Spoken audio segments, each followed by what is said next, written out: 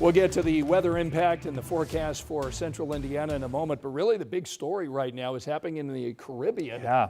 Monster hurricane. Yeah, this is one that I was a little surprised when I saw the latest information come in at 5 o'clock because it has become a hurricane, but also the forecast has it becoming a Category 5 hurricane, wow, which is usually from the National Hurricane Center. They're pretty conservative in their forecast. They know that this has the potential to rapidly intensify, but it's rare to see them push it that high on the scale when it's this far out. Take a look. Here it is. It's down into the Caribbean, just to kind of give you a little perspective on it. Starting to undergo that intensification. We're starting to see that already.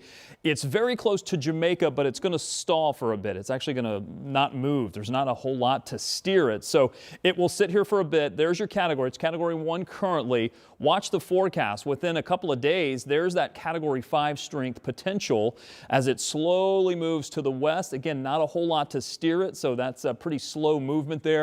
And then it looks to move across parts of Jamaica, potentially as a Category 4. This could be devastating for Jamaica. Of course, still a lot of time to watch it, but something certainly that's going to be a concern. And then crossing over Cuba, heading to the northeast. After that, should stay away from the U.S. And I think we're looking pretty good for it, but something still that is going to cause some big problems across the Caribbean. Let's talk temperatures and clouds really more than anything else. Closer to home, 50s across the board. Clouds across the board as well. Haven't seen much as far as precipitation actually making it to the surface, but there has been a little bit that's been falling. It's just been drying up before it's gotten to the surface.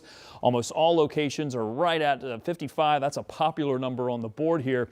But I think the temperatures, as they try to cool down tonight, the mostly cloudy skies are going to keep them from getting much cooler than maybe where they were a couple of nights ago. I think those cool, very cold nights that we had where we were down near freezing, I think those clouds are going to keep us from getting quite that cold. And then tomorrow we'll leave the clouds in the early part of the day, but then after that we should be able to see some clearing skies, hoping to see some sunshine to get us up into the low to mid 60s. This is going to be pretty typical for where we should be for this time of year, a very typical fall day. Colt's forecast looks pretty good. Temperatures into the 60s, but starting to cool back down into the 50s, especially if we do have the clear skies. But then more clouds roll back in. Now, we're kind of between two systems. One that's farther to the south, that's giving a chance of rain for parts of Tennessee and Kentucky.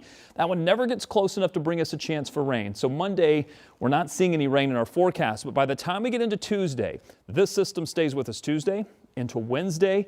It stays with us into Thursday. And the hope, crossing our fingers, is that we'll get this out of here by Friday. And at this point, it looks like we will. So that for the 7-day forecast, Halloween, we're going to call it dry for now, but that's still 6 days out. So we have a long time to watch that, hoping that that stays out of there. I know those rain chances don't look terribly high, but a lot of that's going to be the confidence. As it gets closer, we'll probably raise those rain chances for middle of the week.